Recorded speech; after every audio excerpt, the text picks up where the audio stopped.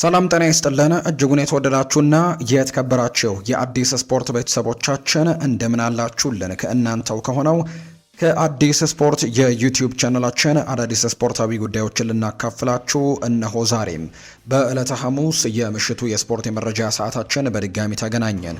ስለምታደምጡን ስለምትከታተሉን ቆይታችሁ በሙሉ ከኛ ጋርም ስለሆነ እጅግ ከልብ አድርገን ነው የምናመሰግነው። በዛሬ ፕሮግራማችን የተለያዩ ስፖርታዊ ጉዳዮችን ወደ እናንተ እያደረስን ቆይታን እናደርጋለን። ከነዚህ መካከል ትልልቆቹን የአውሮፓ ክለቦች የተመለከቱ እጅግ በርከት ያሉ የዝውውር ጉዳዮችን፣ እጅግ በርከት ያሉ ስፖርታዊ ጉዳዮችን እያነሳን ነው ቆይታን የምናደርገው። ታዲያ ቆይታችሁን ከኛ ጋር ስታደርጉ ስምና አድራሻችሁን እየጠቀሳችሁ ያላችሁን ሀሳብ አስተያየት ኮሜንት ቦክስ ላይ ልታጋሩን ትችላላችሁ። ቪዲዮአችንን ላይክ፣ ቻናላችንን ሰብስክራይብ እያደረጋችሁ ቆይታችሁን ከኛ ጋር አድርጉ። ከመሸጋገሪያ በኋላ በድጋሚ ተመልሰን እንገናኛለን። አብራችሁኝ ቆዩ።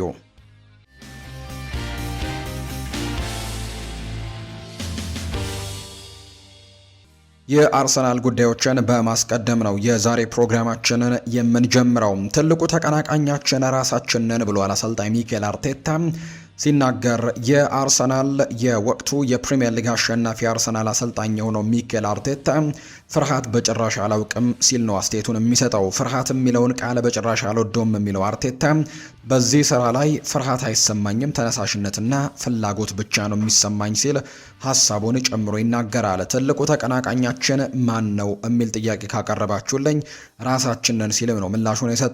ገና ልናሻሽላቸውና ልናጠናክራቸው የምንችላቸው ቦታዎች ላይ ሁሌም ቢሆን በእኛ ላይ የተመሰረተ ይሆናል። ስለዚህም ትልቁ ተቀናቃኛችንና ትልቁ ተፎካካሪያችን ራሳችንን ሲልም ነው የአርሰናሉ አሰልጣኝ ሚኬል አርቴታ ሀሳቡን እየሰጠ የሚገኘው። ኤብሪቼ ኢዜ ስለ ብሩኖ ጊማሬሽ ሀሳቡን ይናገራል። እንደ ብሩኖ ጊማሬሽ ያለ ተጫዋች ከኋላ መኖሩ በጣም ልዩ ነገር ነው። አስተሳሰቡና ጨዋታውን የሚመራበት መንገድም እጅግ በጣም አስደናቂ ነው። ሁልጊዜም ቢሆን ለቡድኑ ሁሉንም ነገሮችን የሚሰጥና እጅግ በጣም ከፍተኛ ችሎታ ያለው ተጫዋች እንደሆነ በጣም ጠንቅቅ ያውቃለሁ ሲል ይናገራል። ስለዚህም እንደኔ ላለ ተጫዋችም እንደ ብሩኖ ጊማሬሽ ላለ ተጫዋች ከኋላ የሆኖ መጫወቱ እጅግ በጣም ህልም ነው ሲልም ጭምር ይናገራል። ኤብሪቼ ኢዜ ነው ስለ ብሩኖ ጊማሬሽ ሲናገር ሀሳቡን የሰጠው። ሌላኛው ሚኬል አርቴታ የተናገረው ሀሳብ ፕሪሚየር ሊጉን ዋንጫ በድጋሚ ማሸነፍ እድሉ ከፊታችን አለ ሲል ይናገራል። እኛ አርሰናልን በጣም በትልቅ ደረጃ ላይ ለማስቀመጥ ነው እየሰራን የምንገኘው ሲልም ጭምር ነው የሚናገረው አሰልጣኝ ሚኬል አርቴታ። ይህንን ለማሳካት ደግሞ በጣም ብዙ ጥረቶች እንደሚጠይቅም እናውቃለን ብለዋል። ነገር ግን ቡድኑ ዋንጫውን እንደገና ለማሸነፍ ትልቅ ፍላጎት ያለው ነው፣ ችሎታ አለው፣ ጽኑ እምነትም እንዳለው ጭምር ይሰማኛል። ስለዚህ የሚቀጥለው የውድድር ዓመትንም የተወዳጁ የእንግሊዝ ፕሪሚየር ሊግን ጨምሮ ሌሎችንም ዋንጫዎች ለመውሰድ በጣም ትልቅ አቅም አለን ሲልም ጭምር ነው አሰልጣኝ ሚኬል አርቴታ የሚናገረውና በሚቀጥለው የውድድር ዓመት በዛ ዋንጫ ቦታ ላይ እንገኛለን ሲልም ይናገራል። ኤዜ ይቀጥልና ስለ ቀጣዩ የውድድር ዘመን ሲናገር ካለፈው ዓመት የተሻለ መሆን እንፈልጋለን ሲል የተናገረው። ብዙ ጎሎችን ማስቆጠርን የምፈልጋለሁ፣ ብዙ አሲስቶችን ማድረግ እፈልጋለሁ፣ በጨዋታዎች ላይም የበለጠ ተጽዕኖዎችን ማሳደር እፈልጋለሁ፣ ለቡድኑ የተቻለኝን ሁሉ ማድረግ ነው የምፈልገው ሲልም ኤብሪቼ ኢዜ ጨምሮ እንዲሁ ተናግሯል። በሚቀጥለው የውድድር ዓመት በትልቅ ደረጃ ጠብቁን፣ እኔንም ጠብቁኝ ሲልም ነው ኤብሪቼ ኢዜ የተናገረው። በክረምቱ የተጫዋቾች የዝውውር መስኮት ከአርሰናል ጋር ይለያያሉ ተብሎ ከሚጠበቁ ተጫዋቾች መካከል አንደኛው ጋብሪኤል ማርቲኔሊ እንደሆነ ምንም ጥያቄ የለውም። እንግዲህ ይህኛውን ተጫዋች ለማስፈረም በጣም በርከት ያሉ ክለቦች ጥያቄዎችን እንዳቀረቡ እናስታውሳለን። ለምሳሌ ያክል የቱርክ ሱፐር ሊግ ተሳታፊ የሆነው ክለብ ጋላታሳራይ የዚህ ተጫዋች ፈላጊ እንደነበር ይታወሳል። ከዛ ውጭ ከወደ ሳዑዲ አረቢያም ከወደ ደግሞ ካታርም የቀረቡለት ጥያቄዎች እንደነበሩ የምናስታውሰው ነው። ነገር ግን ትልልቆቹ ክለቦች ካልጠየቁኝ በስተቀር ወይም ደግሞ ትልልቆቹ ክለቦች ካልመጡ በስተቀር ለመውጣት ፍላጎት የለኝም ብሏል ጋብሪኤል ማርቲኔሊ። ከዝውውር ጉዳዮች ጋር በተያያዘ ስሙ ሲነሳ አሁን ላይ የሳዑዲ አረቢያው ክለብ አልሂላል ጋብሪኤል ማርቲኔሊ ለማስፈረም የመጣ አዲሱ ክለብ እንደሆነ ይፋ ተደርጓል። የሳዑዲ አረቢያው ክለቡ ማርቲኔሊን አዲሱ የግራ መስመር አጥቂ ያደርገው ኢላማ ቢያደርጉትም ተጫዋቹ ግን ከአውሮፓ ውጭ ወጥቶ አሁን ላይ መጫወት እንደማይፈልግ ነው በተደጋጋሚ እየተገለጸ የሚገኘው። በቶፕ 5 በአውሮፓ ታላላቅ ሊጎች መጫወት ይመርጣል። በጀርመን ቡንደስሊጋ፣ በጣሊያን፣ በፍሬንች ከዛ ውጭ በስፔን እና በእንግሊዝ ካሉ ከትልልቅ የሚባሉ ክለቦች ጋር ካልሆነ በስተቀር ከነዚህ ከአውሮፓ ቶፕ 5 ሊጎች ወጥቶ የመጫወት ያን ያክል ፍላጎት እንደሌለው ነው ጋብሪኤል ማርቲኔሊና ወኪሎቹ እየተናገሩ የሚገኙትና በዚህ ምክንያትም እንግዲህ የሚመጡ ጥያቄዎች በሙሉ ውድቅ እየተደረጉ እንዳለ ነው ይፋ የተደረገው። የጋላታሳራይ ጥያቄ ውድቅ እንደተደረገው ሁሉ አሁን ላይ የሳዑዲ አረቢያው ክለብ አልሂላልም ጥያቄ ውድቅ መደረጉ የሚያሳዩ ነገሮች አሉ። ኤሊ ጁኒየር ክሩፒ ባይጎዳ ኖሮ አርሰናል እሱን ለማስፈረም በትልቁ የሚንቀሳቀስበት ተጫዋች እንደነበር ነው የመረጃ ምንጩ በተለይ ሚጉኤል ዴላኒ እያጋራ የሚገኘው። ምናልባት በጥር ተጫዋቾች የዝውውር መስኮት ተመልሶ የአርሰናል ኢላማ ሊሆን እንደሚችል ነው ሚጉኤል ዴላኒ እየተናገረ የሚገኘው። አርሰናል በዚህ ክረምት ትክክለኛውን የአጥቂ ተጫዋች ካላገኙ አጥቂ የማስፈረም ሀሳባቸውን ወደ ጥር ወይም ደግሞ ወደ ቀጣይ ክረምትም ሊያሸጋግሩት እንደሚችሉ ሚጉኤል ዴላኒ ጨምሮ እየተናገረ ይገኛል እና በተለይ ይህንን ተጫዋች ለማስፈረም ትልቅ ፍላጎት እንደነበራቸው ነው የሚያሳዩ መረጃዎች እየወጡ የሚገኙት። በተለይ አሰልጣኝ ሚኬል አርቴታም የቡድኑን የግራ መስመሩን ማጠናከር ከረጅም ጊዜ በፊት ጀምሮ ሲመለከቱ የነበረ ጉዳይ እንደሆነ የሚያሳዩ መረጃዎችን ነው በትልቁ እየተመለከተን የምንገኘው። የግራ መስመሩን ለማጠናከር በጣም ትልልቅ የሚባሉ ጥረቶችን እያደረገ ነው የሚገኘው። ከረጅም ጊዜ በፊትም ቅድሚያ የሚሰጠው ጉዳይ እንደነበር አንዱ ተደርጎ ታይቶ ነበር። በተለይ ቪኒሲዮስ ጁኒየርን በሪያል ማድሪድ ለመቆየት የወሰደውን ውሳኔ አርሰናል ስለ ሁኔታው እንደገና እንዲያስበም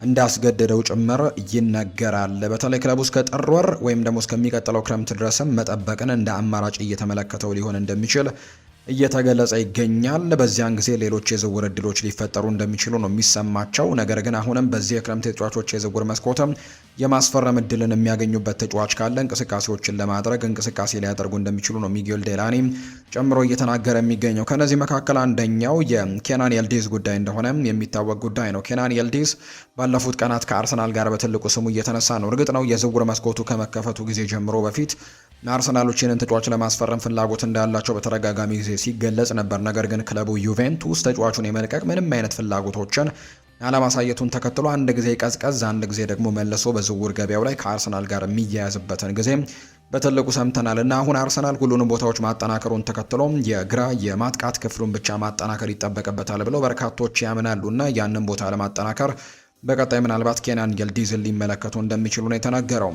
የኤዝሬል ኮንሳ ዝውውር የአርሰናልን የቡድን ጥልቀት ከፍ ያደርገዋል ተብሎ ይጠበቃል። በዚህ ሰዓት በአርሰናል የስኳድ ጥልቀት ሁሉም እንግዲህ መቅናት ይኖርባቸዋል ተብሎ ነው የሚታሰበው። ምክንያቱም በደንብ ዴብዝ ያለው ቡድንን እየሰሩ እንደሚገኙ ነው መመልከት የሚቻለው። በተከላካይ መስመር ላይ በርከት ያሉ ተጫዋቾችን አስፈርመዋል። አማካይ መስመሩ በጣም ጠንካራ እንደሆነ በርካቶች ያምናሉ። ትልልቅ የሚባሉ የመረጃ ምንጮችም ያንን ጉዳይ ነው የሚያነሱት። ኮንሳም ለአርሰናል በጣም ጥሩ ጭማሪ ተደርጎ እንደሚቆጠር ምንም ጥያቄ የለውም። የፕሪሚየር ሊግ ልምድ አለው። በተለይ ደግሞ የመከላከል ጥንካሬ በጣም ከፍተኛ ነው። ፊዚካሊቲው በጣም አሪፍ እንደሆነ በተደጋጋሚ ጊዜ ይገለጻል። በተለያዩ ሚናዎችም መጫወት የሚችል አይነት ተጫዋች ነው። በሃይ ላይን በስተጀርባ የሚኖረው ስፔስንም ለመከላከል ፍጥነቱ ጥሩ እንደሆነ ጭምር ይነገራል። ለአርሰናል እንግዲህ ይሄ በጣም ወሳኝ ነው ተብሎ ይታሰባል። ምክንያቱም ብዙ ጊዜ በተለይ በሃይ ዲፌንስ ላይን ይጫወታሉ። ተከላካዮችም ትልቅ ስፔሶችን በመከላከል ረገድ ምቹ መሆን ያስፈልጋቸዋል። እንዲሁም ከኳስ ጋርም ደግሞ ጥሩ መሆን ያስፈልጋቸዋል እና ኮንሳ አግራሞትን ለመፍጠር የሚጫወት አይነት ተጫዋች አይደለም። ይልቁንም ደግሞ በጣም ጥሩ የሆነ ዲሲፕሊን የሆነ በጣም ጥሩ ተጫዋች እንደሆነ በርካቶች ያነሳሉና አርሰናል አሁንም በተለየ መከላከሉ ላይ በደንብ ጥልቀቶች እንዳሉት ነው እየተመለከተን የምንገኘው። ዊሊያም ሳሊባ ከጉዳት ሲመለስ፣ ጋብሪኤል ማጋሌሻ ላይ፣ ዩሪየን ቲምበር፣ ካላፊዮሪ፣ ቤን ዋይት፣ ክሪስቲያን ሞስኩዌራ፣ ፒየሮ ሂንካፒዬ እንዲሁ ሌሎችም ኮንሳንም ጨምሮ ማለት ነውና በርከት ያሉ አማራጮች ይኖራቸዋል። እነዚህ አማራጮች ለቻምፒየንስ ሊግም ለፕሪሚየር ሊግም ለሌሎችም ደግሞ የዶሜስቲክ ካፖች ኤፍኤ ካፕ እና ካራቦ ካፕ ጨምሮ በትልልቅ ውድድሮች ላይ ለእያንዳንዱ ውድድሮች በጣም ጠቃሚ እንደሚሆኑለት ጭምር ነው መረጃዎች እየጠቆሙ የሚገኙት። ማንቸስተር ዩናይትድን የተመለከተ መረጃን ደግሞ እናንሳ። ማንቸስተር ዩናይትዶች የብራይተኑን አማካይ ካርሎስ ባሌባን ለማስፈረም ከጫፍ መድረሳቸው ይፋ ተደርጓል። ማንቸስተር ዩናይትዶች ከባሌባ ዝውውር በኋላ ተጨማሪ 2 ተጫዋቾችን ሊያስፈርሙ እንደሚችሉ ነው የመረጃ ምንጮቹ ይፋ እያደረጉ እንደሚገኝ የተገለጸው። ክለቡ የግራ መስመር ተጫዋችን ለማስፈረም እያፈላለገ እንደሚገኝ ነው ፋብሪዚዮ ሮማኖ ጨምሮ የሚናገረው። በተጨማሪም የፊት መስመር አጥቂ ቀጣይ የማንቸስተር ዩናይትድ ትልቅ ኢላማ እንደሚሆን ጭምር ይፋ ተደርጓል። ይሁን እንጂ ማንቸስተር ዩናይትድ አጥቂ የሚያስፈርመው ጆሹዋ ዘርክዚ ከክለቡ ከለቀቀ ብቻ እንደሆነ የሚጠቁሙ መረጃዎችን ደግሞ እየሰማን ነው። ነገር ግን ቃል መግባት የሚቻለው ማንቸስተር ዩናይትድ በሚቀጥሉት የዝውውር መስኮት ቀናት ግን አሁንም ተጫዋቾችን በማስፈረም የሚጠመድ ክለብ እንደሆነ በስፋት እየተነገረ ይገኛል። እንዳልኳችሁ የግራ ፉልባኩ አሁን ምንም ጥያቄ መነሳት የማይችልበት ወይም ደግሞ እዛ ቦታ ላይ የግድ ተጫዋች መምጣት ያለበት ቦታ ተደርጎ ነው የሚቆጠረው። ነገር ግን ሌላኛው ቦታ የአጥቂ መስመሩ እንደሆነ በይፋ እየተነገረ ነው። ነገር ግን የአጥቂ መስመር ቦታ ላይ ተጫዋች ለማምጣት ግን መጀመሪያ የጆሹዋ ዘርክዚ መቆየትና ለመቆየት መወሰን ይኖርበታል ተብሎ እንደሚታሰብ ነው የመረጃ ምንጩ ይፋ እያደረገ የሚገኘው። ካርሎስ ባሌባ በ2023 በ19 ዓመቱ ነበር ከሊል ወደ ብራይተን ከመዘዋወሩ በፊት ትልቅ ህልም እንደነበረው ይነገራል። ይሄ ህልሙ ለእናቱ ቤትና መኪና መግዛት እንደነበር ነው የተገለጸው። ሆኖም ግን እንዳለመታደል ሆኖ ይህንን ህልሙ ለማሳካት የሚያስችለውን ዝውውር ባደረገበት ወቅት ግን እንግዲህ እናቱን በሞት መነጠቁን በእጅጉ እንደጎዳው ጭምር ነው የሚናገረው። ባሌባ በብራይተን ቤት በሳምንት 12000 ፓውንድ ደሞዝ የሚከፈለው ሲሆን ከእናቱ ህልፈት በኋላም ለእናቱ የገባውን ቃል መፈጸሙ ግን እየተገለጸ ነው። ባሌባ በነበሩት ህልሞች መካከልም ለእናቱ በካሜሮን ቤት መስራት ዋነኛው የነበረ ሲሆን ምንም እንኳን እናቱ በህይወት ኖራ ይህን ህልሙ ሲሳካ ባትመለከትም በ2025 ግን በካሜሮን በእሷ ስም ቤት መስራቱ ይፋ መደረጉን የተገለጸው። ሌላኛው በቅርቡ ደግሞ ህልሜ ነው ሲል የነበረው ወደ ማንቸስተር ዩናይትድ መጫወት እንደሆነ በተደጋጋሚ ሲገለጽ ነበር። በዚህ የክረምት ተጫዋቾች የዝውውር መስኮት በተለይ ይሄ ዝውውር እንዲሳካ በጣም የበኩሉን አስተዋጽኦችን በትልቁ ጥረት ሲያደርግ እንደነበር እናስታውሳለን። ዝውውሩ እንዲሳካና ክለቡ ብራይተን ላይ ጭምር ጫናዎችን ለማድረግ ዝግጁ ነበር። በተለይ ማንቸስተር ዩናይትድ ጥያቄዎችን ብቻ ገፍቶ እንዲያቀርብ ፍላጎቱ እንደነበር የሚታወቅ ጉዳይ ነውና አሁን ወደሚፈልገው ሌላኛው ህልሙ ወደ ክለቡ ወደሚፈልገው ክለብ ወደ ማንቸስተር ዩናይትድ መዘዋወር መቻሉ እየተገለጸ ይገኛል። ሌላኛው ከባሌባ ዝውውር ጋር በተያያዘ ሮይ ኪን አንድ ሀሳቡን ሰጥቷል። የባሌባ መፈረም ጥሩ የአማካይ መስመር እንዲኖር ያስችላቸዋል። ነገር ግን ሊጉን ለማሸነፍ ከሆነ ግን እያወራን ያለ ነው እሱ ልክ አይደለም ሲልም ጭምር ይናገራል። የዩናይትድ ትልቁ ችግር አሁንም የተከላካይ ክፍሉ ነው። አማካዩና የአጥቂ መስመሩ ለተቃራኒ ቡድን ትልቅ ስጋቶችን የሚፈጥሩ አይነት ተጫዋቾች እንዳሏቸው በደንብ እረዳለሁ። ማንቸስተር ዩናይትድ አሁንም ትልቁ ችግር ያለው የኋላ መስመሩ ላይ ነው ሲልም ነው ሮይ ኪን የሚናገረው። የመስመርና የመሃል ተከላካዮቹ አሁንም በክለቡ ትልቅ ችግሮች ናቸው። ይህንን ቦታ ማስተካከል የማይችል ከሆነ ዩናይትድ አሁንም ስለ ዋንጫዎች ማሰብ በጣም ከባድ ነው የሚሆነው ሲልም ጭምር ነው የተናገረው። ዩናይትድ በቀጣይ በትልቁ ሊያስፈርም ይችላል ተብሎ የሚታሰበው የግራ ፉልባክ ተጫዋች እንደሆነ ምንም ጥያቄ የለውም። በዛ ቦታ ላይ በርከት ያሉ አማራጮች እንዳሏቸው ይታወቃል። የመጀመሪያ ምርጫቸው ሉዊስ ሆል እንደሆነ በተደጋጋሚ ጊዜ ይነገር ነበር። ነገር ግን ሉዊስ ሆል የመገኘት እድሉ በጣም ጠባብ ነው ብሏል ሳምሲ የተባለ የመረጃ ምንጭ ዛሬ ይፋ ሲያደርግ። በተለይም ማንቸስተር ዩናይትድ ተጫዋቹ ለሽያጭ እንደማይቀርብ ነው እየተነገራቸው የሚገኘው ሲል ሳምሲ በስፋት ታጋርቶታል። ከዛ ውጭ ሉዊስ ሆል በአዲስ ኮንትራት ዙሪያም ከኒውካስል ዩናይትድ ጋርም ለንግግር ሊቀመጥ እንደሚችል ጭምር ነው ይሄ የመረጃ ምንጭ እየተናገረ የሚገኘውና በዚህ ምክንያት ምናልባት ማንቸስተር ዩናይትድ ሉዊስ ሆልን የማግኘት እድሉ ጠባብ ሊሆን እንደሚችል የሚጠቁሙ መረጃዎችን እየሰማን ነው የምንገኘው። የኢንዲፔንደንት ጋዜጠኛ የሆነው ሚክ ሩቢ ደግሞ በትዊተር ገጹ ላይ የኢኒዮስ ታክቲክ ሊሆን ይችላል ብሎ የጻፈውን አንድ መረጃ በስፋት ተመለከትን። እንደዚህ መሆኑ ትንሽ አስቂኝ ነው። ነገር ግን ይዘውር እንደታሰበው ከተሳካም የማንቸስተር ዩናይትድ የታክቲክ ጨዋታ አስደናቂ ይሆናል ሲል ነው ይሄው ጋዜጠኛ የሚናገረው። የኢንዲፔንደንቱ ጋዜጠኛ የብራይተን ዋና ስራ አስፈጻሚ ፖል ባርበር የሚጠይቀውን ዋጋ በቀጥታ አለማሳወቁ የሚታወቅ ጉዳይ ነው። የእነሱ አሰራር በመሰረቱ ወደ እኛኑ የምትሰጡንን ዋጋ ንገሩንና እንወያይ የሚል እንደሆነ ጭምር ይፋ ተደርጓል። ዩናይትድ ግን ባለፈው ክረምትም ሆነ በጃንዋሪ ይህንን ጨዋታ አልተጫወተም። በምትኩ የተጫዋቹን ውል አንቀጽ ተጠቅመው ውሎችን እንግዲህ አስማሙ። ባሌባም የሚፈልገው ዩናይትድን ብቻ ነው። ከዚያም ኒውካስል ድርድር ጀመረ። እናም በድንገት በብራይተን የባሌባ ግምትም ዋጋ በይፋ ተገለጸ። ከ60 እስከ 65 ሚሊዮን ፓውንድ አካባቢ እንደሆነ በይፋ ተነግሯል። አሁን ዩናይትድ ልክ እንደ ቤንጃሚን ሼስኮ ጉዳይ ጣልቃ በመግባት ብራይተን ባሌባን ምን ያክል እንደሚገምተው በትክክል ስላወቀ ውሉም በፍጥነትም ሊያጠናቅቅ እንደሚችል ይፋ ተደርጓል። እንደ ዩናይትድ ኒውካስልም እንዲሁ በ400 ሜትር የዱላ ሩጫ የመጀመሪያ 3 ሯጮች እንደሆነ አድርጎ እንግዲህ ተጠቅሞበታል። እነሱ ከባዱን ስራ እንዲሰሩ ፈቀደ። ከዛም ደግሞ ዱላውን ከእጃቸው ተቀብሎ የመጨረሻውን 100 ሜትሮችም ማንቸስተር ዩናይትድ በፍጥነት ሮጦ እንዳጠናቀቀው ጭምር ነው የመረጃ ምንጮች የሚያሳዩትና በተለይ የካርሎስ ባሌባን ጉዳይ ለማጠናቀቅ የኒውካስል መንገድንም እንዲሁ መጠቀምን እንደመረጡ ነው ማንቸስተር ዩናይትዶች የተነገረውና በተለይ የብራይተን እንግዲህ አመራሮች የዚህን ተጫዋች ዋጋ መናገርን አልፈለጉም ነበር። ሌሎች ክለቦች መጀመሪያ የሚገምቱትን ገንዘብ ማወቅ እንደሚፈልጉ ነበር በተደጋጋሚ ሲገለጽ እንደነበር የተገለጸው። ቶቢ ኮሊየር ወደ ዌስት ብሮሚች አልቢየን በቋሚ ዝውውር ለመቀላቀል ተቃርቧል የሚል መረጃ ነው አንዲ ሚተን ይፋ ያደረገው። በቋሚ ዝውውሩ ዙሪያ ያለው ስምምነትም ይጠናቀቃል ተብሎ ይጠበቃል ተብሏል። ሌላኛው የሚነሳው ከማንቸስተር ዩናይትድ ጋር የዌይን ማርክ ሩኒ አስተያየት ነው። ከዚህ በፊት በዝቅተኛ ክፍያ ዩናይትድን በርካቶች ይቀላቀሉ ነበር ብለዋል። ለቀጣይ 5 ዓመታት ግን አርሰናል ከማንቸስተር ዩናይትድ በላይ ስኬታማ የሚሆን ይመስለኛል ሲል ይናገራል ዌይን ማርክ ሩኒ። ስለዚህም ደግሞ ወደ አርሰናልም ታቀናለህ፣ በርካታ ተጫዋቾች ወደ አርሰናል ያቀናሉ ብለዋል። ከዓመታት በፊት ማንቸስተር ዩናይትድ ስኬታማ እያለ ግን ለማንቸስተር ዩናይትድ መጫወት ብቻ ትልቅ ነገር ስለነበር በትንሽ ገንዘብ ለዩናይትድ ትፈርም ነበር። ለማንቼ መጫወትም የማይፈልግ አልነበረም። አሁን ግን ያ ነገር እየቀረ ነው ብዬ አስባለሁ ሲል ነው ዌይን ማርክ ሩኒ ጨምሮ እየተናገረ የሚገኘው። ሊቨርፑልን የተመለከተ መረጃን እናንሳ። ለሁሉም ውድድሮች መፎካከር የሚችል ቡድን ያስፈልገናል ብለዋል ሊቨርፑሎች። በተለይም ይህንን ሀሳብ የሰጠው ቨርጂል ቫንዳይክ ነው። የሊቨርፑሉ ካፕቴን ቨርጂል ቫንዳይክ የክለቡ ኃላፊዎች የዝውውር መስኮቱ ሳይዘጋም ቡድኑን እንዲያጠናክሩ ነው የጠየቀው። ለሁሉም 4 ዋንጫዎች መፎካከር የሚችል ቡድን ያስፈልገናል ያለው ቫንዳይክ ስኬት ለማስመዝገብም ብቸኛው መንገድ ይሄ ነው ሲልም ይናገራል። ያለፈውን ዓመት አቋም ተቀባይነት የለውም ያለው ቫንዳይክ በዚህ ዓመት ነገሮችን ለመቀየርም እድል አለን ሲልም ጭምር ነው የሚናገረው። አክሎም ለዚህ ፈተና ዝግጁ ካልሆንክ ትክክለኛው ቦታ ላይ አይደለህም በማለትም ጭምር ነው ቨርጂል ቫንዳይክ የሚናገረው።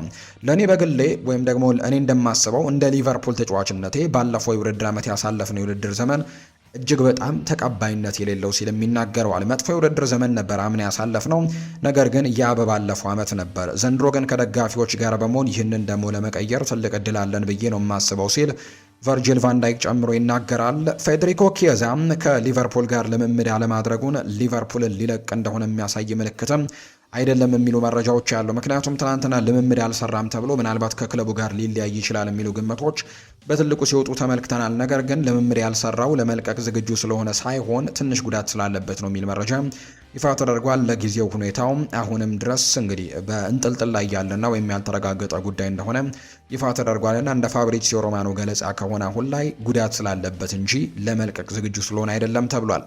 ስለ ኢብራሂማ ኤምባዬ አንዳንድ ጉዳዮች ወጥተዋል። ፓሪስ ሳን ዠርመን የጠየቀውን ዋጋ ለመናገር አልደፍርም ምንም ማረጋገጫም ስላላገኘው ሲል የተናገረው ኢብራሂማ ኤምባዬ ከሊቨርፑል ጋር በግል ጉዳይ ተስማምቷል። ችግሩ የሚሆነው በክለቦች መካከል ባለው ስምምነት ላይ ነው። ምክንያቱም ሊቨርፑል አስቀድሞ የሚፈልጉትን ባርኮላን ለማግኘትም እየተደራደሩ ስለሆነ እሱን እውን ለማድረግም እንደሚፈልጉ ነው የተገለጸው። በሁለተኛ ደረጃ ለኢብራሂማ ኤምባዬ ፓሪስ ሰን ዠርሜን ከፍተኛ ዋጋ እየጠየቁ ነው። በአሁኑ ጊዜ ሊቨርፑል ይህንን ለመቀበልም ዝግጁ አይደሉም። የኢብራሂማ ኤምባዬ ጉዳይም ትንሽ ችግር ያለበት ነው። ነገር ግን ድርድሩ አሁንም እንደቀጠለ ጭምር መረጃዎች ያሳያሉ ብሏል። ፋብሪስ ሃውኪንስ ነው ይህንን መረጃ የተናገረው። ሌላኛው ስለ ብራድሊ ባርኮላ አንስተዋል። ብራድሊ ባርኮላ ሊቨርፑልን መቀላቀል ይፈልጋል። ፓሪስ ሰን ዠርሜን ቀደም ሲልም ፍላጎቱን ተነግሮት ተቀባይነት አግኝቷል። ብራድሊ ባርኮላ ለማቆየት ምንም አይነት ፍላጎት የላቸውም ፓሪስ ሰን ዠርሜኖች። ዋናው ነገር በ170 ሚሊዮን ዩሮ የጀመሩት የግምገማ ዋጋ ነው። ሊቨርፑል የተለያዩ ዋጋዎችን አቅርበዋል፣ ነገር ግን እስካሁን ቅናሽ አልተደረገበትም። ከ130 ሚሊዮን ዩሮ እስከ 150 ሚሊዮን ዩሮ አካባቢ እንደሚሆንም ተረድተዋል። ነገር ግን በማንኛውም ሁኔታ ለብራድሊ ባርኮላ ከ120 ሚሊዮን ዩሮ በታች ግን እንደማይሆን ነው ፓሪስ ሰን ዠርሜኖች አጥብቀው የሚያምኑት። በዚህ ስምምነት ውስጥም የተሳተፉ ሁሉም ሰዎች እንደሚስማሙም ጭምር እንደሚያስቡ ነው ፋብሪስ ሃውኪንስ ጨምሮ ስለ ሁለቱ የፓሪስ ሰን ዠርሜን ተጫዋቾች ሀሳቡን እየገለጸ እንደሚገኝ የተገለጸው። ሌላኛው ከሊቨርፑል ጋር በተያያዘ የሚነሳው ጉዳይ የከርቲስ ጆንስ ጉዳይ ነው። ከርቲስ ጆንስ የሕክምና ምርመራውን ያደርጋል። የሴሪኤው ክለብ ኢንተር ሚላን ከርቲስ ጆንስን ከሊቨርፑል በ35 ሚሊዮን ዩሮ ለማስፈረም ከስምምነት ደርሷል። ኢንተር ሚላን 30 ሚሊዮን ዩሮ በቀጥታ የሚከፈል ሲሆን ቀሪ ደግሞ 5 ሚሊዮን ዩሮ አቋሙ እየታየ የሚጨመር ይሆናል ተብሏል። በውል ውስጥም ሊቨርፑል ከወደፊት ሽያጩ 10 በመቶ ወይም ሴል ኦን ክሎዝ የተባለው ላይ 10 በመቶ የሚያስገኝለት አንቀጽን አካተዋል። እንግሊዛዊው ደግሞ አማካይ ከርቲስ ጆንሰን የሕክምና ምርመራውን እንዲያደርግም ፍቃድ እንደተሰጠው ጭምር ነው እየተገለጸ የሚገኘው። ከርቲስ ጆንስ በሚቀጥለው የውድድር ዓመትም በጣሊያኑ ክለብ ኢንተር ሚላን ቤት እንደሚያሳልፍ ነው የመረጃ ምንጮቹም ይፋ ያደረጉት። በዚህ የቸልሲ ጉዳዮችን የምንንገራችሁ ቸልሲ ለኒኮላ ጃክሰን ትልቅ የዝውውር ጥያቄ ይመጣል የሚል እምነትና ግምት እንዳላቸው ነው የተነገረው። ኦሌ ዋትኪንስ የሚለቅ ከሆነ በተለይ ደግሞ ኒኮላ ጃክሰን ለቪላ ደግሞ አስበው ከሚሄዱ ተጫዋቾች መካከል አንደኛው ሊሆን ይችላል ተብሎ ይታሰባል። በስፔን ያሉ ቡድኖችና በሌሎችም በእንግሊዝ ያሉ ክለቦች ይፈልጉታል። በተለይ አስተን ቪላ ግን በተለይ ኦሌ ዋትኪንስን ለሳዑዲ አረቢያው ክለብ አልሂላል ለመሸጥ በጣም ትልቅ የሚባል ድርድሮችን እያደረጉ ከመሆኑ ጋር በተያያዘ ይህንን አጥቂያቸውን የሚያጡት ከሆነ በቀጣይ ተጫዋች ለማስፈረም እንቅስቃሴዎችን ያደርጋሉና ኒኮላ ጃክሰን የመጀመሪያ ተመራጫቸው ሊሆን እንደሚችል ነው በርካቶች ግምቶቻቸውን እየሰጡ የሚገኙት። ሌላኛው ማትላው ነው የቴሌግራፉ ዘጋቢ የሚናገረው። ማንም ክለብ ማሎ ጉስቶን በ75 ሚሊዮን ፓውንድ ከገዛው ያስገራሚ ይሆናል ብሏል። ነገር ግን ቸልሲ በዚህ ዋጋ ከሸጠው ለድርድሩ ኃላፊ ሐውልት ሊቆምለት ይገባል ሲልም ጭምር ነው ለቸልሲ መረጃዎች በጣም ቅርብ የሆነው ማትላው የሚናገረውና ማሎ ጉስቶን በ75 ሚሊዮን ፓውንድ መግዛት ትክክል ይሆናል ብዬ አልጠበቀም ሲልም ነው ማትላው የሚናገረው። ነገር ግን ቸልሲዎች ይህንን ዋጋ አግኝተው ይህንን ተጫዋች መልቀቅ የሚችሉ ከሆነ ግን የድርድሩን ኃላፊ ሐውልት ልታቆሙለት ይገባል ሲልም ጭምር ይናገራል። ሌላኛው ማትላው ያነሳው ጉዳይ ደግሞ ፔድሮ ኔቶን በተመለከተም ቸልሲ ለተገቢ ጥያቄዎች ክፍት ነው ብለዋል። ከአልሂላል ወይም ከሳዑዲ አረቢያ ጋር ስምምነት ስለመኖሩ ይፋዊ ማረጋገጫ የለም። ነገር ግን ወሬውን የካደም አካል እንደሌለ ይፋ ተደርጓልና በዚህ ምክንያት ሊሳካ የሚችል አይነት እድልም እንዳለው ጭምር የሚጠቁሙ ሀሳቦችን ነው ማትላው ይፋ እያደረገ እንደሚገኝ የተጠቆመው። ሌላኛው የምናነሳው ጉዳይም ለደጋፊዎች ክብር አለኝ ብሏል ዲየጎ ሲሞኔ ነው ይህንን ሀሳብ የሰጠው። አትሌቲኮ ማድሪድ ትላንትና ምሽት የመጀመሪያ የስፓኒሽ ላሊጋ የመጀመሪያ መክፈቻ ጨዋታውን በኤር ዋንዳ ሜትሮፖሊታን አሬና ከማላጋ ጋር አድርጓልና በዛ ጨዋታ ላይ 2-0 በሆነ ውጤት ነው ያሸነፉት። አዲሱ ፈራሚያቸው ሊ ካንጊኢን በጣም ቆንጆ የሚባል ጎልን አስቆጥሯል። የቀድሞ የፓሪስ ሰን ዠርሜን ተጫዋች ወደ ዲየጎ ሲሞኔ አትሌቲኮ ማድሪድ ከመጣ በኋላ በጣም ቆንጆ የምትባል ጎል ነው በመጀመሪያው ጨዋታ ላይ ማስቆጠር የቻለው። አሌክስ ባይናም በጣም ቆንጆ የሆነ የቅጣት ምት ጎል ማስቆጠር ችሏል። ከጨዋታው በኋላ ግን በርካቶች እንግዲህ ጥያቄዎች ተነስተውለት ነበር ለአሰልጣኝ ዲየጎ ሲሞኔ። በጨዋታው ላይ እንግዲህ ትኩረት ከሳቡት ጉዳዮች መካከል አንደኛው የሁሊያን አልቫሬዝ ጉዳይ ነው። ሁሊያን አልቫሬዝ በዚህ የክረምት ተጫዋቾች የዝውውር መስኮት እንደሚታወቀው ከተለያዩ ክለቦች ጋር ስሙ እየተነሳ ነው። መልቀቅ እንደሚፈልግ በተደጋጋሚ ጊዜ ተገልጿል። ባርሴሎና መዳረሻው እንዲሆን እንደሚፈልግም በተደጋጋሚ ጊዜ ሲገለጽ የነበረ ጉዳይ ነው። በዚህ ምክንያትም የአትሌቲኮ ማድሪድ ደጋፊዎችም በጣም እንደተቆጡበት ጭምር ይታወቃልና በትናንትናው በኤር ዋንዳ ሜትሮፖሊታን በተደረገው ጨዋታ ላይም የሁሊያን አልቫሬስ ስም በትልቁ እየተነሳ በጣም ተቃውሞ በርትቶበት እንደነበር ነው የተገለጸው። ትናንትናው ጨዋታ ላይ ተሳትፎ አልነበረውም፣ ነገር ግን ደጋፊዎች ግን ስሙን እያነሱ ሲያብጠለጥሉት እንደነበር ጭምር ነው የተነገረውና የክለቡ ደጋፊዎች በስቴዲየሙ በተደጋጋሚ ሁሊያን አልቫሬዝን ላይ አጸያፊ ስድቦችን ሲሳደቡ እንደነበር ጭምር ነው የተገለጸው። የክለቡ አሰልጣኝ ዲየጎ ሲሞኔ ታዲያም ስለ ክስተቱ ተጠይቀው ምላሻቸውን ሰጥተዋል። እንግዲህ አልተከላከሉለትም ለተጫዋቹ፣ እንደውም ለደጋፊዎች ክብር አለኝ ሲሉ ነው የተናገሩት። ደጋፊው ላደረገው ነገር ክብር አለኝ ሲሉ ጭምር አጭር ምላሽ ሰጥተዋልና አርጀንቲናዊው ተጫዋች ሁሊያን አልቫሬዝ ለመልቀቅ ቢጠይቅም ክለቡ ግን ፈቃደኛ ሳይሆን መቅረቱ የሚታወቅ ጉዳይ ነው። እንግዲህ አሁንም ቢሆን ግን ውዝግቦቹ ይቀጥላሉ ተብሎ ነው የሚታሰበው። በተለይ ደጋፊዎቹ እንደዚህ አይነት ተቃውሞችን ማሰማታቸውን ተከትሎ ተጫዋቹ ቅሬታዎች ይኖሩታል ተብሎ ይጠበቃልና የዲየጎ ሲሞኔ ደግሞ አለማስተባበልና ተጫዋቹን አለመከላከል ደግሞ በጣም በትልቁ ቁጣን እንደሚያስነሳ ጭምር ነው በተጫዋቹ ላይ እየተገለጸ የሚገኘው። ሆርግ ሜንዴስ ለራኡል አሴንሲዮ አዲስ ክለብ ለማግኘት አሁንም እየፈለገ እንደሚገኝ እየተገለጸ ነው። እንግዲህ ጆዜ ሞሪኖ ከተጫዋቹ ጋር የተነጋገሩ ሲሆን አዲስ ክለብ እንዲፈልግም ነግረውታል። በሚቀጥለው የውድድር ዓመት በሪያል ማድሪድ ስኳድ ውስጥ የመቀጠሉ እድል በጣም ጠባብ እንደሆነ ነው የተነገረውና በሪያል ማድሪድ ምንም አይነት እድሎች ይኖሩታል ተብሎ አይጠበቅም። በመሀል ተከላካይነት ላይ የሚመርጧቸው አማራጮች እንዳሏቸው ይታወቃል። ዲን ሃውችሰን፣ ከዛ ውጭ ኢብራሂማ ኮናቴ መጥቷል። ከዛ ውጭ አንቶኒ ሩዲገር አለ። አይደር ሚሊታው ከጉዳት ሲመለስ ደግሞ ራኡል አሴንሲዮ የጨዋታ እድሎችን እንደማያገኝ ነው እየተገለጸ የሚገኘውና ወኪሉ ሆርግ ሜንዴዝም ለዚህ ተጫዋች የሚሆን ክለቦችን እያፈላለገ እንዳለ የሚጠቁሙ መረጃዎች ያለው። በቀጣይ ራኡል አሴንሲዮ ከዚህ ክለብ ጋር ይለቃል ተብሎ እንደሚታሰብ ነው ሆሴ ፍሊክስ ዲያስ መረጃውን ያጋራው። ላውታሮ ማርቲኔስ በባርሴሎና የዝውውር እቅድ ውስጥ መካተቱ ይፋ ተደርጓል። በተለይ ባርሴሎናዎች አሁን ሁሊያን አልቫሬዝን የማግኘት እድላቸው እየጠበበ መምጣቱን ተከትሎ በዚህ ምክንያትም ቀጣዩ ኢላማቸው ወይም ፕላን ቢያቸው የኢንተር ሚላኑ አጥቂ ላውታሮ ማርቲኔስ እንደሚሆን በርካቶች ግምቶቻቸውን እየሰጡ ነው። የጣሊያኑ ክለብ ኢንተር ሚላን አጥቂ የሆነው ላውታሮ ማርቲኔስ በባርሴሎና የዝውውር ፍላጎት ውስጥ ከገቡ ጥቂት እጩዎች አጥቂዎች መካከልም አንደኛው መሆኑ ተረጋግጧል። የካታላኑ ክለብ ባርሴሎና የአጥቂ መስመሩን ለማጠናከር አዳዲስ አማራጮችን እየመረመረ ሲሆን ከዚህ ቀደም ከነበሩት ኢላማዎች በተጨማሪም የ28 ዓመቱ አርጀንቲናዊ ኮከብም ስሙ በክለቡ የክትትል መዝገብ ውስጥ እንደተካተተ ነው የተነገረው። ሆኖም ግን ላውታሮ ማርቲኔዝ በኢንተር ከፍተኛ ክብር ያለውና የክለቡ ዋና ፕሬዝዳንትም ደግሞ ይህንን ተጫዋች እንደማይለቁት በተደጋጋሚ የተናገሩለት ተጫዋች ነው። በክለቡ ደግሞ ዋና ፕሮጀክትም አካል ተደርጎ ነው የሚቆጠረውና ጣሊያናዊው ክለብም ተጫዋቹን የመልቀቅ ፍላጎቶች እንደሌሉት ነው በተደጋጋሚ ጊዜ የሚገለጸው። እስካሁን ባለው ሂደትም በባርሴሎና በኩል ወደ ኢንተር ሚላን የደረሰ ይፋዊ የዝውውር ጥያቄ በጭራሽ የለም። የገንዘብ አቅርቦትም እንደሌለ ጭምር ነው የሚነገረው። በቀጣይ ግን ምናልባት ባርሴሎናዎች ወደዚህ ተጫዋች የዝውውር ጉዳይ ላይ ገፍተው ሊመጡ የሚችሉበት እድሉ እንዳለ ግን ይገመታል። በተለይ ተጫዋቹ ባለፈው የውድድር ዓመትም ብቻ ሳይሆን ባለፉት ጥቂት የሚባሉ የውድድር ዓመታቶች ላይ ለኢንተር ሚላን በጣም ወሳኝ ተጫዋች እንደሆነ ይታወቃል። ኢንተር ሚላን ስኩዴቶውን ሲያሳካም ተጫዋቹ ደግሞ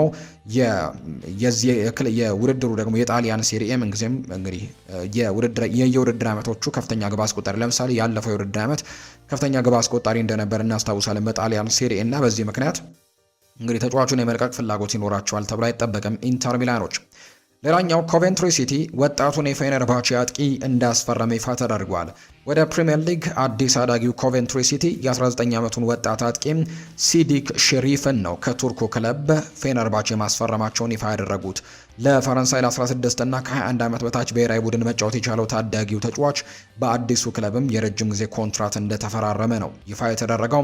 በጊኒ የተወለደው ተጫዋቹ የፕሮፌሽናል እግር ኳስ ሕይወቱን በፈረንሳዩ አንጀርስ የጀመረ ሲሆን በ2025-26 የውድድር ዘመን ደግሞ ፌነርባቼን በመቀላቀል በ12 ጨዋታዎች 2 ጎሎችን ማስቆጠር ችሏል። በአሰልጣኝ ፍራንክ ጄምስ ላምፓርድ የሚመራው ኮቬንትሪ ሲቲ ለቀጣዩ የውድድር ዘመን ጠቃሚ ታዳጊ ተጫዋችን እንዳገኙ ነው ቢቢሲ ስፖርት የመረጃ ምንጭ ይፋ እያደረገ የሚገኘው። እንግዲህ ኮቬንትሪ ሲቲ የመጀመሪያውን የፕሪሚየር ሊግ ጨዋታ ነገ ምሽት በመክፈቻው ቀን እንደሚያደርግ ይታወቃል። ከአርሰናል ጋር ምሽት 4 ሰዓት ላይ ከአምናው ሻምፒዮን ጋር ጨዋታውን ያደርጋልና በዚህ መሰረት ነው የፍራንክ ጄምስ ላምፓርድ እንግዲህ የዚህ ውድድር ዓመት ጅማሮን የሚያደርገውና ከዛ መሃል ግን አጥቂ ማስፈረማቸው ምናልባት ለቀጣይ ጊዜያቶች ጥሩ አስተዋጽኦች ይኖራቸዋል ተብሎ ነው የሚጠበቀው።